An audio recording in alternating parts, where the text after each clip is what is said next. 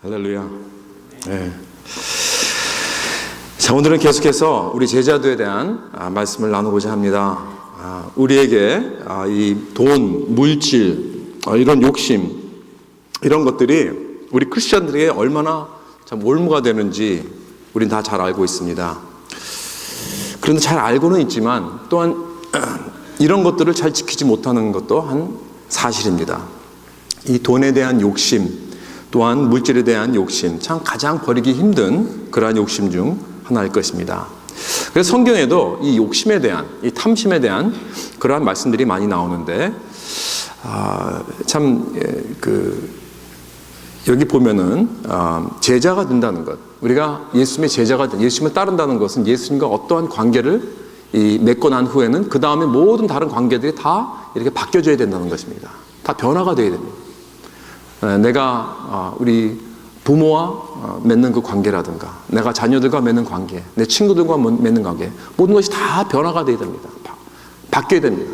그러나 또 한 가지 바뀌어야 될 게 뭐가 있냐면, 우리는 예수 믿고 우리가 변화받고 예수님과 관계를 맺고 나면 물질과의 관계도 우리가 변화를 받아야 되는 것입니다.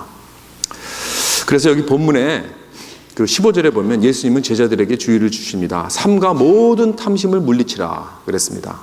사람의 생명이 그 소유에 넉넉한 데 있지 아니하리라 그랬습니다. 그러니까 예수님께서 말씀하시는 것은 탐심이라는 것은 영적 문제입니다.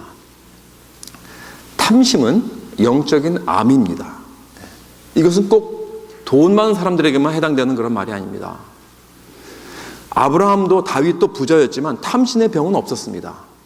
내가 돈이 없어도 탐심의 문제는 누구에게든 있을 수 있다는 것입니다. 그러니까 나의 경제적인 컨디션과는 상관이 없이 이 탐심이란 누구에게나 다 해당이 될 수 있는 그러한 위험입니다. 자, 이 탐심병이 무엇인가? 그렇다면 보겠습니다. 오늘 이 본문은 이제 어떤 사람이 예수님께 찾아와서 아버지가 돌아가셨는데 우리 큰형이 그 재산을 나누지 않는다는 거예요. 그래서 예수님에게 와서 그 큰형이 좀 얘기 좀 해서 그 재산을 나누게 해달라, 이렇게 부탁을 하는 것입니다. 그런데 예수님께서 그 요구를 들어주지 않습니다. 내가 그런 일을 하러 여기에 온 게 아니다. 그런 것은 세상에 나가서 해결하고, 너는 지금 조심해야 될 것이 무엇이냐면 네 가정을 지금 이렇게 갈기갈기 찢고 있는 그 바로 용어는 뭐냐? 탐심이라는 거예요. 탐심. 재물주의라는 것입니다. 그래서 예수님은 그 사람에게 이렇게 말씀하십니다. 삼가 모든 탐심을 물리치라. 그러니까 탐심을 조심하라는 것입니다. 왜냐하면 우리 마음속에 있는 이 탐심, 이 욕심, 이 돈의 욕심, greed, 이것은 나는 잘 보지 못합니다. 잘 느끼지 못합니다.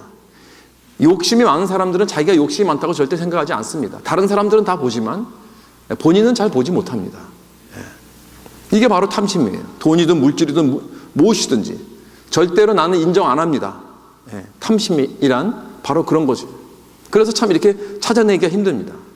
왜냐하면 우리가 사실 이 미국 사회에서 살고 있을 때 보면 더욱 힘든 게 왜냐하면 우리는 나보다 더 잘 사는 사람들이 주위에 많이 있기 때문에 그래요. 저 사람이 나보다 더 좋은 옷 입고 다니고, 저 사람이 나보다 더 좋은 차 타고 다니고, 이러한 사람들이 주위에 많이 있기 때문에 내 생각에 나는 이 탐심이라는 데에 해당이 안 된다, 그렇게 생각할 수 있어요. 많은 경우.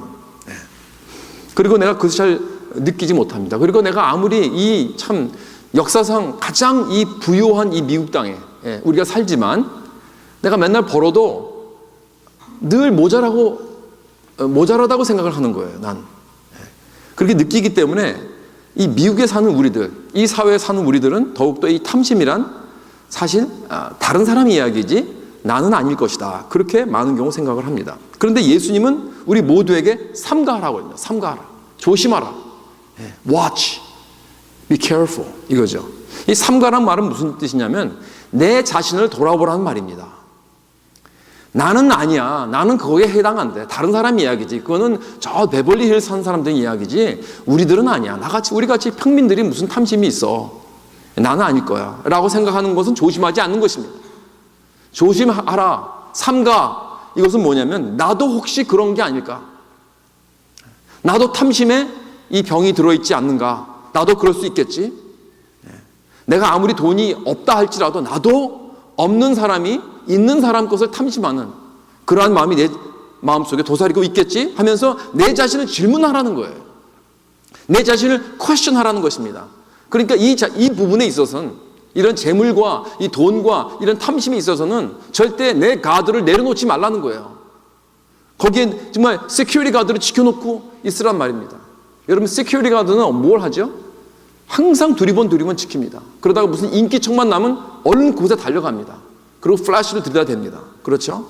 그런 것처럼 항상 삼가하고 가드를 세우고 잘 지키라는 거예요. 조금이라도 방심하지 말라는 것입니다. 여러분, 탐심에 관하여서는 참 우리가 이 부분에서는 누구든지 이렇게 믿어주면 안 됩니다.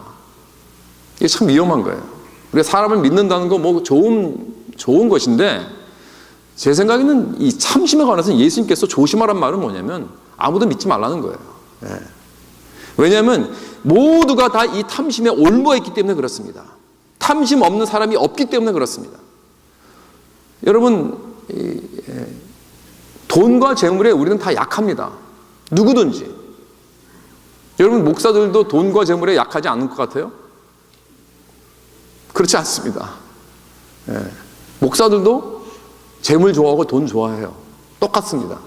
여러분들과. 그렇죠? 그런데 왜 한 목사님은 마지막까지 그렇게 끝까지 깨끗하게 그 부분에 있어서 그렇게 잘 마치시고, 다른 목사님은 또 왜 넘어집니까? 그 부분에 있어서. 그거 왜 그런 걸까요? 먼저 목사님이 더 다른 그 후자 목사님보다 더 훌륭하고 뛰어나서요? 더 믿음이 좋아서? 아닙니다. 둘 다 똑같이 훌륭한 분들입니다. 좋으신 목사님들입니다. 그런데 첫 번 목사님은 자기 자신을 믿지 않았습니다. 여기에 늘 항상 감시했습니다. 삼가했습니다. 그래서 마지막까지 투명하게 어카운터빌리티를 세우셨어요. 반면에 다른 목사님은 이렇게 생각했을 거예요. 목사가 무슨 뭐 탐심이 있다고. 난 돈 좋아하지 않아. 그리고 자신을 믿었어요. 상관하지 않았습니다. 그리고 교인들도 믿어줬을 것입니다. 분명히. 우리 목사님은 그런 거 알아서 잘 하실 거예요. 아무도 그 목사님을 체크하고 붙잡아 준 사람이 없었습니다. 그래서 나중에 넘어진 것입니다. 오직 그 차이뿐입니다, 여러분. 그렇다면 여러분들도 모두가 이 부분에서 가드를 내리지 말라는 거예요. 내 자신을 믿지 마십시오. 그리고 다른 사람들이 나를 믿어주기 기대하지도 마십시오. 그건 위험한 것입니다. 그러니까 이 부분에서는 서로 의심하고 질문하는 것이 가장 건강하고 지혜로운 그러한 것입니다. 삼가 조심하는 것입니다.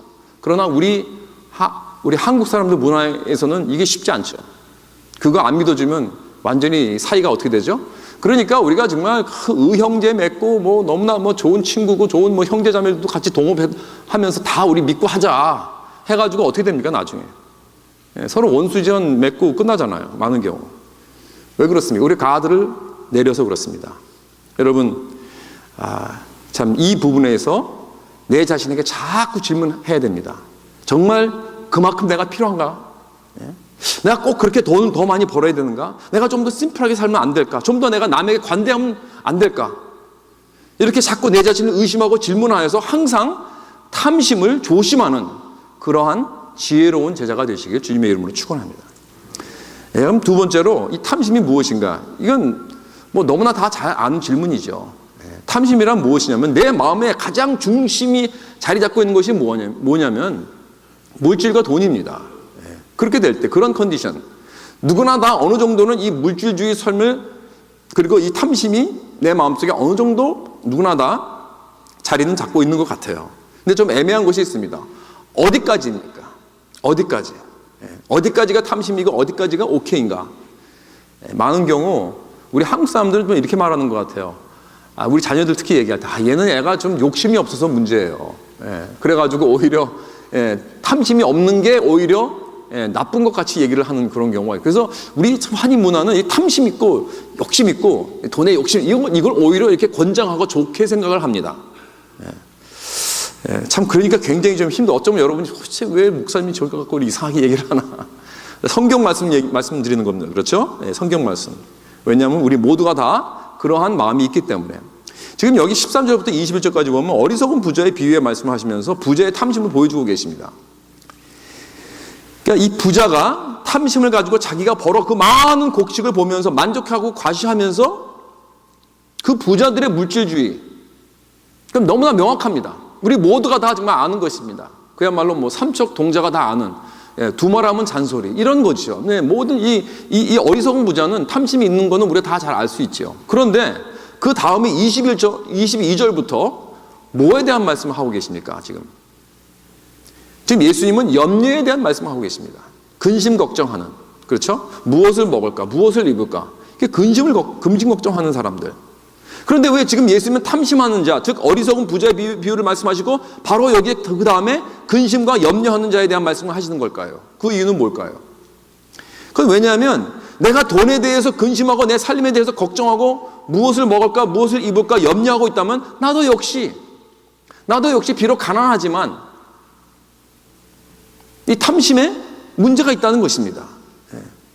그러니까 내가 돈이 없다고 나는 탐심이 없는 게 아닙니다.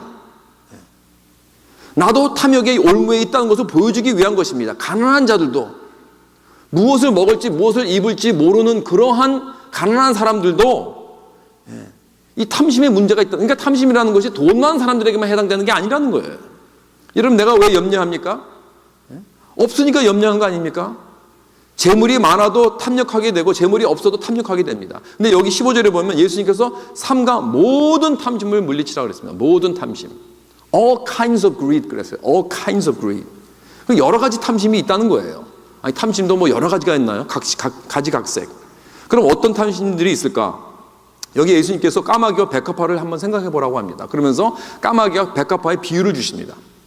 우선 두 가지 예를 여기 보면서 이 까마귀를 생각할 때, 이 까마귀는 자기가 그렇게 그 뭐 골방도 없고 창고도 없고 거두지도 않고 심지도 아니하는데 이 새를 하나님께서 먹이신다는 거예요.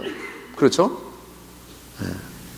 얼마나 참 하나님께서 이 새까지도, 이 까마귀도 아무것도 이렇게 뭐 쌓아놓은 것도 없는데 이렇게 하나님께서 케어해 주신다. 다음 27절에 보면 백합화를 생각하여 보라 그래요. 그러니까 자기가 실도 만들자고 짜지 않는데 솔로몬의 모든 영광으로도 입은 것이 이 꽃 하나만큼 훌륭하지 못하다 그랬습니다. 그러니까 이 백합화도 오늘날 있다가 내일 아궁이에 던져지는 이 백합화도 하나님께서 입혀주신다는 것입니다. 그럼 이건 뭐에 대한 말씀이냐면 하찮은 새와 꽃도 아무것도 가진 것이 없지만 다 입고 있지 않느냐. 어떻게 하나님이 이 새와 꽃들도 먹여주고 입혀주시는데 하물며 너희일까 보냐. 너희들은 이 꽃이나 이 새보다 더 중요하지 아니하냐. 그러니까 걱정하지 마. 안심하지 마. 안심해라. 이거예요. 여러분, 사람들이 왜 재물과 돈을 바라고 그것에 마음을 두는 것입니까? 왜냐하면 그것이 바로 나의 안전과 안심을 가져다 줄 것이라고 생각하기 때문에 그런 것입니다. 이 어리석은 부자가 바로 그런 표현을 했잖아요. 여기 19절에 보면 내 영혼에게 이르되 내 영혼아 여러 햇술 물건을 많이 쌓아두었으니 평안히 쉬고 먹고 마시며 즐거워하자. 이건 뭐냐면 이 불안하고 위험한 이 세상에서 내가 어떻게 이 세상에서 안정과 안전과 평안을 찾을 수 있는가? 오직 그 방법은 내가 그저 많이 쌓아놓는 것밖에 없다. 그 많은 돈을 통하여서 내가 이 세이브하고 투자하고 여기에서 많이 모아놓고 이렇게 키우게 되면 난 오랫동안 이제 안심하며 든든해서, 그렇죠?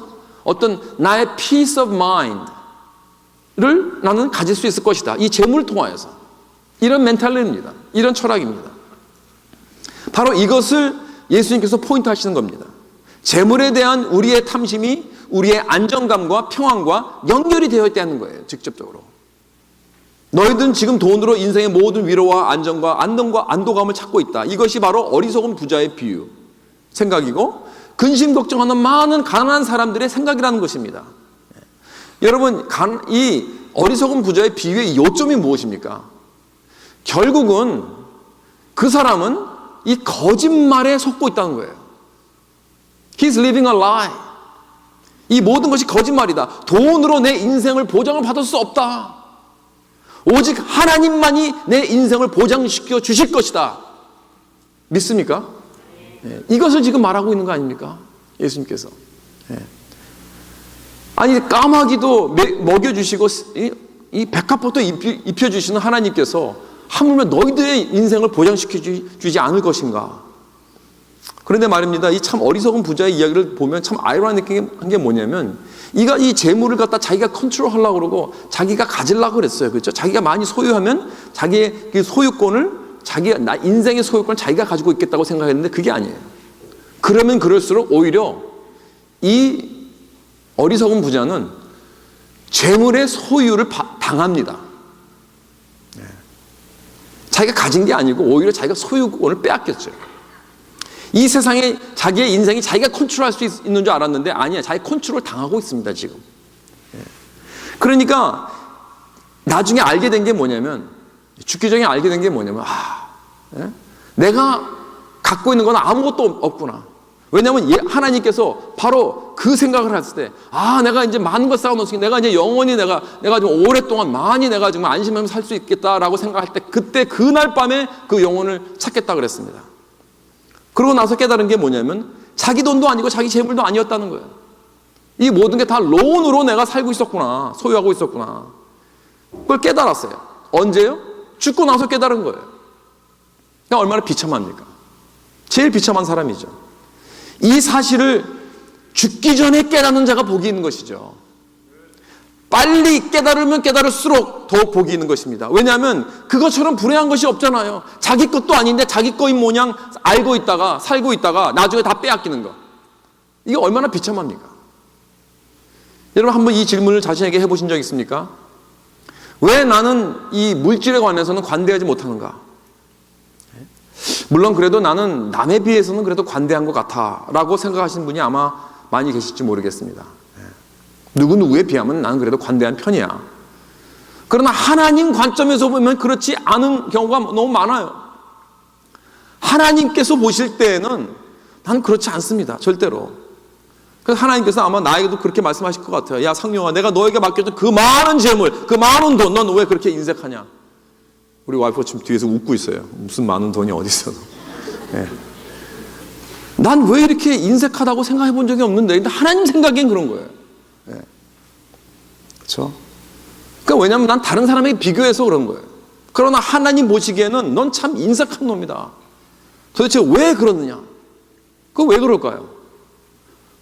혹시 내가 심리적으로 내 생각으로 돈이 나를 보호해주고 나를 보장해주고 나에게 안전을 준다고 믿고 있는 건 아닌지. 말은 그렇게 안 해도, 말은 하나님이라고 할지라도 실제로 내가 그렇게 마음속으로 믿고 있는 건 아닌지요.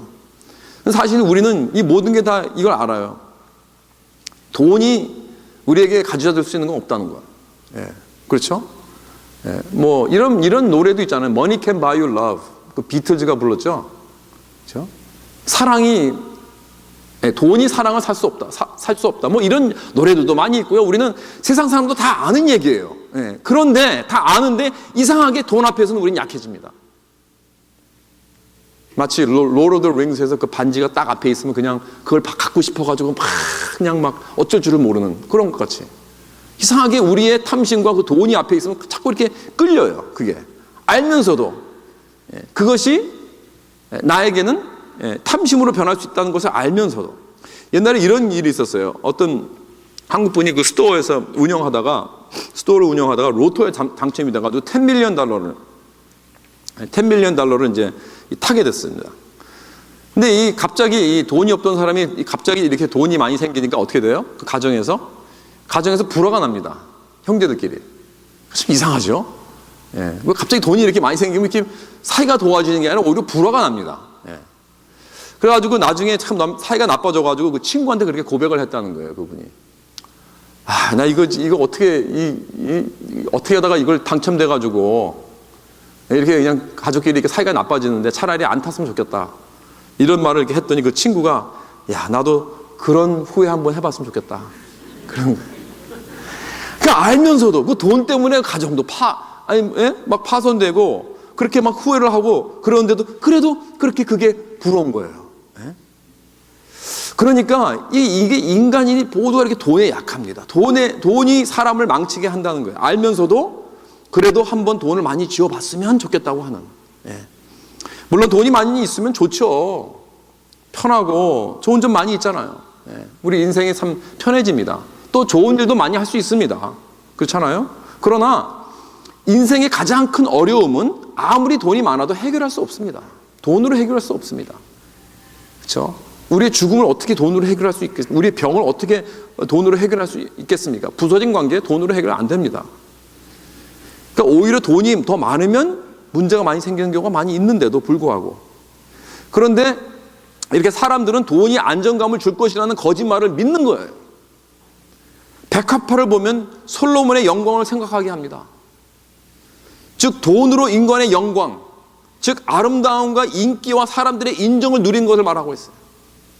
내가 돈을 잘 사용하면 내가 사람들의 인기를 얻고 인정을 얻고 내가 사람들의 그 존경을 받고 이미지가 높아진다. 사람들이 날 무시 못할 것이다. 뭐 이렇게 생각하면서 그 돈을 또 그렇게 사용을 합니다. 그러니까 돈으로 사람들의 그 인기와 인정을 원하는 거예요. 그런데 문제는 뭐냐면 그 사람들이 나 때문에 나를 따르는 걸까요? 나를 좋아하는 걸까요? 절대 그런 건 아닐 것입니다. 돈을 좋아하는 것이겠죠. 그렇죠? 그러니까 참 맨날 우리가 돈 가지고 맨날 사람들 막 인기 없고 그 사람을 막 친구 살려고 해가지고 팍팍 밀어주고 그걸로 막 선물 사주고 하면요, 물론 다 좋아하겠죠. 그러나 그건 날 좋아하는 것이 아닙니다. 그러니까 둘 중에 하나예요. 돈이 나에게 안정감을 준다고 믿고 자꾸 돈을 쌓아두는 그러한 병을 갖게 되든지, 아니면 이 돈을 가지고 바로 그것이 나에게 영광을 가져다 줄 것이다, 사람들이 인기를 갖다 주고 사람들이 인정을 줄 것이다 해가지고 돈을 갖다 이렇게 남용하는 그러한 병을 갖게 되는 것입니다. 자, 그렇다면 내가 재물과 돈에 관한 이런 탐심의 병이 있다면 어떻게 알 수 있을까요? 어떤 사인이 있을까요? 첫째, 여기 30절에 봅니다. 30절. 이 모든 것은 세상 백성들이 구하는 것이라 그랬습니다. 모든 것은 세상 백성들이 이 구한다는 말이 이 seek, 찾는다, 쫓는다, 이런 말입니다. run after. 영어로는 그렇게 번역을 했어요. 29절에는 너희는 무엇을 먹을까 무엇을 마실까 하여 구하지 말며, 영어로는 set your heart 이라고 그랬어요. 내 마음에 그걸 두지 말며, 그런 뜻입니다. 그러니까 돈과 재물이 나의 인생의 원동력이 되고 목적이 된단 말이에요. 이것을 위해서 열심히 일하고 열심히 바로 이것을 나를 어떤 방향을 결정하게 하고 결국 내가 지치고 무너질 때까지 그것을 찾고 추구하고 쫓는 그러한 삶을 사는 것을 말하고 있습니다. 지금 내가 이렇게 살고 있다면 난 바로 이 병에 걸려 있습니다. 우선순위를 모르고 하나님과의 나의 관계는 이거 상관이 없고, 물론 말로는 내가 하나님 믿는다고 하지요. 그러나 지금 나는 지금 그것을 위해서 쫓고 있으니까 세상 사람들이 쫓고 있는 seek after하고 거기에다 마음을 두는 그러한 마음으로 지금 가고 있습니까? 그렇다면 난 이 병에 걸려 있는 것입니다. 또 다른 사인은 뭐냐면 내가 지금 계속 쌓아놓고 있는가 말입니다. 19절에 어리석은 부자가 이런 여러 횟을 먹을 걸 많이 쌓아두었으니, hoarding이라고 하죠. hoarding, 영어로. 그냥 그걸 긁어 모으는 것입니다. 긁어 모으는 것. 쓰지도 않을 거면서 그냥 쌓아놓는 거예요. 여기저기에다가 쌓아놓는 것입니다. 그러니까 33절에 예수님은 이 말씀하십니다. 너희 소유를 팔아 구제하여 낡아지지 않는 배낭을 만들라. 소유를 팔라 그랬어요, 여러분. 옛날에는 은행 시스템이 잘 안 되어서 부자들이 되게 곡식을 많이 쌓아놓습니다. 그냥 쌓아놔요. 아니면 땅을 많이 사놓던지. 그러니까 이 부자들은 그냥 엄연히 나타납니다. 딱 보면 딱 보여요. 왜냐면 벌써 큰 곳간이 있고 땅들도 많이 있고 집도 크고 그러니까 딱 보면 이 사람은 부자구나 이렇게 나타나요. 근데 오늘날은 이렇게 많이 나타나지 않아도 됩니다. 솔직히. 그렇죠? 겉에는 내가 초가집에 살아도 뒤에 아무도 모르게 그냥 어디 저기다가 막 이 알부자라 그러나요? 그걸 백만장자 막 이런 사람들이 많이 있어요. 미국 사람들은. 근데 우리 한국 사람들은 아무것도 없는데 겉으로는 이렇게 뭐 좋은 차 타고 다니고 좋은 집 있고 이런 사람들이 많더라고 보니까. 들여다보면 아무것도 없는데. 근데 이 미국 사람들은요, 알부자들이 많아요. 이런 겉으로는 그냥 호솔한 집 사고, 그리고 맨날 이 똥차 타고 다니고, 그런데 여기저기다가 인베스트 하는 게 많아가지고 막 몇 밀리언 달들이 다 있어요. 막 이렇게 재놓고 있는 그런 사람들이 미국 사람들은 많아요. 우리 한국 사람들은 또 뭐 냉장고에다가 이렇게 쳐놓는다고 그런 말인데 요즘도 그런지 모르겠어요. 그러니까 참 이렇게 꽉 얼려놓는 거죠. 얼려놓는 거죠. 그렇죠? 예. 그러니까 요즘은 잘 모르는 거예요. 도대체 이 사람이 정말 얼마큼, 예. 그런데 예수님께서 명하시는 건 너희 소유를 팔아서 구제하라 그랬습니다. 이것은 내 인컴에서 몇 퍼센트를 정해서 구제에 사용하라는 그것뿐 아니라, 예. 그것도 참 좋은 것이지만 지금 내가 쌓아놓고 있는 투자에서, 재산에서, 은행 잔고에서, 땅에서, 아니면 냉장고 안에서 디프리즈를 하라는 것입니다. 예. 필요 이상 채우지 놓고 쌓아놓지 말고, 또 우리들은 또 자녀들에게 이렇게 준다 그래요. 자녀들에 주려고 이렇게 많이 이렇게 쌓아놓는, 예, 그런 이렇게 어르신들 보면 그런 분들이 많이 있습니다. 그러니까 나의 어떤 그런 자산을 좀 줄이라는 것입니다. 그래서 어려운 사람을 돕는 사역에 기부하라는 것입니다. 내 주위에 학비를 마련하지 못해서 학교를 못 다니는 사람들도 있습니다. 정말 배고파서 집도 없어서 이렇게 다니는 그런 신학생들도 있습니다. 네, 보니까. 그리고 정말 선교를 나가고 싶어도 자원이 부족해서 나가지 못하고 기다리는 그런 선교사님들도 있습니다. 네. 정말 이 주에 보면 이렇게 한 칸에 히스패닉 그 패밀리가 뭐 막 한 칸에 사는데 막 그야말로 수십 명이 literally 쫙 이렇게 잔대요. 그냥 꽉꽉 이렇게. 예. 옛날에 뭐 우리 시골에서 뭐 그런 식으로 살았잖아요. 지금도 히스패닉들이 그런 분들이 많이 있다고 그럽니다. 예. 이런 분들. 참 우리 주위에 하나님 나라를 확장하는 그런 사역과 미니스트리, 선교단체들이 너무나 많습니다. 그런데 우린 자꾸 우리의 그 에셋을, 우리의 자원을 디프리즈 하지 않습니다. 여기에서 소유를 팔라는 것은 내가 쌓아둔 것에 깊이 들어가라는 것입니다. 근데 우리가 그렇게 하지 못하는 이유는 무엇인가? 나의 재물이 나에게 너무나 소중하기 때문에, 그리고 이것은 나와 내 자녀들, 내 후손들만을 위한 것이기 때문에 이렇게 생각해요. 즉 탐심의 병이 있어서 그런 것입니다. 나에게는 돈이 나의 안정과 세큐리티를 가져다 준다고 생각하든지, 아니면 돈이 나의 영광을 가져다 준다고 생각하고 있을 것입니다. 오직 하나님만이 주실 수 있는 이것을 돈에게 기대하고 바라고 있다는 그런 사람들이 많다는 것입니다. 사랑하는 성도 여러분 지금 이런 사인들이 있나요? 여러분 우리 삶 속에 아마도 많은 사람들 가운데 우리 모두가 정말 솔직하게 말한다면 막 다 있을 것 같아요. 어느 정도는. 그러니까 질문이, 더 맞은 질문이 이것이 있느냐 없느냐가 아니고 얼마큼 있느냐, 이거 같아요. 이게 또 다 맞는 질문 같습니다. 그다음 우리가 어떻게 하면 이 병에서 나음을 얻을 수 있을까요? 이것이 오늘 결론입니다. 내가 만약에 돈과 재물과 대물에 대해서 늘 근심하고 걱정하고 내 힘을 다 바쳐서 그것을 쫓아가고 있다면, 또 절대 남에게 주지 못하는 그런 인색함이 있다면 그것을 어떻게 극복하고 이길 수 있는가? 이것은 바로 하나님의 은혜를 깊이 radical하게 경험하는 것입니다. 여기 32절과 33절을 보세요. 지금 예수님께서 만약에 너희가 소유를 팔아서 다 팔아서 구제하면 그때 아버지께서 그의 나라와 그 나라를 너에게 주신다고 했습니까? 아니죠. 완전히 반대죠. 순서가 반대입니다. 32절에 보면 먼저 하나님의 나라를 주신다고, 먼저 하나님의 나라를 주시기를 기뻐하신다고 그랬습니다. 내 행위와 내 기록과 내 업적과는 전혀 상관없이 그저 은혜로 그의 나라를 상속으로 주신다고 했습니다. 그것도 기쁘게 우리 하나님께서.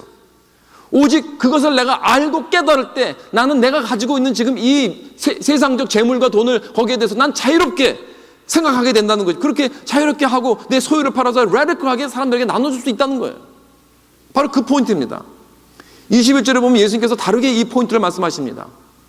자기를 위하여 재물을 쌓아두고 하나님께 대하여 부여하지 못한 자가 이와 같으니라 그랬습니다. 그러니까 왜 우리가 재물과 돈에 병들어 있는가? 내가 비록 가진 것은 많지만 하나님에게 향한 부여함이 없다는 거예요. 겉으로는 내가 참 wealthy합니다. 가진 게 많습니다. 그러나 내 내부적으로는 너무나 가난합니다. 난. 이 inner wealth가 없어서 그래요. 속 사람이 부여하지 못해요. 이게 무슨 뜻입니까? 제가 가장 좋아하는 구절 중에 하나가 고린도후서 8장 보면 7절에 보면 이런 말이 나옵니다. 오직 너희는 믿음과 말과 지식과 모든 간절함과 우리를 사랑하는 이 모든 일에 풍성한 것 같이 이 은혜에도 풍성하게 할지니라 그랬습니다. Grace of giving, 영어로는 이 grace of giving이 좀 풍성하게 넘쳐 흘러라. 그러면서 9절에 뭐라 그러냐면은 바울이 우리 주 예수 그리스도의 은혜를 너희가 알거니와 부요하신 이로써 너희를 위하여 가난하게 되심은 그가 가난함으로 말미암아 너희를 부요하게 하려 하심이라. 똑같은 말씀이죠. 지금 사도 바울이 그랬습니까? 너희 재물 다 나누어주면 그때 하나님께서 천국의 재물로 너희들을 채워주겠다고? 아니죠. 완전히 반대입니다. 너희가 하나님이 너희를 위해서 이 천국의 보물을 주신 것을 너희가 볼 수 있을 때, 그것을 내가 깨달았을 때, 그것을 내가 몸소 체험했을 때, 그때 나는 세상 재물에 대해서 나는 자유함을 가질 수 있다는 거예요. 그러나 그러기 전에는 나는 이 세상에 있는 재물을 가지고 꼭 붙들고 이것이 마치 가장 귀한 보물인 모양 쥐고 있을 수밖에 없다는 것입니다. 여러분, 하나님께서 우리에게 주신 가장 값진 천국의 보물이 무엇입니까? 예수 그리스도 아닙니까? 예수 그리스도인 줄 믿으시기 바랍니다. 여러분, 예수님은 이 땅에서 완전히 가난하게 되셨습니다. 여러분, 예수님께서 여우도 굴이 있고 새도 둥지가 있는데 인자가 머리 누일 데가 없다는 것은 예수님께서 홈레스까지 사셨어요. 이 땅에서 완전히 홈레스였습니다. 그런데 그런 경제적인 가난은 아무것도 아니잖아요. 여러분, 여기서 말하는 예수님이 가난하게 되셨다는 것은 결국 그가 모든 걸 다 주셨다는 것입니다. 다 팔았다는 것입니다. 어디에서? 십자가에서. 거기서 그의 능력과 그의 영광과 그의 모든 그 하늘의 그 보물, 하나님과 아버지와 그 아들의 관계, 그 삼위일체의 관계까지도 완전히 그것도 전부 다 완전히 기법하셨어요. 왜? 왜요? 그 부여하신 분이. 왜요? 너희를 위하여 가난하게 되셨다고 그랬잖아요.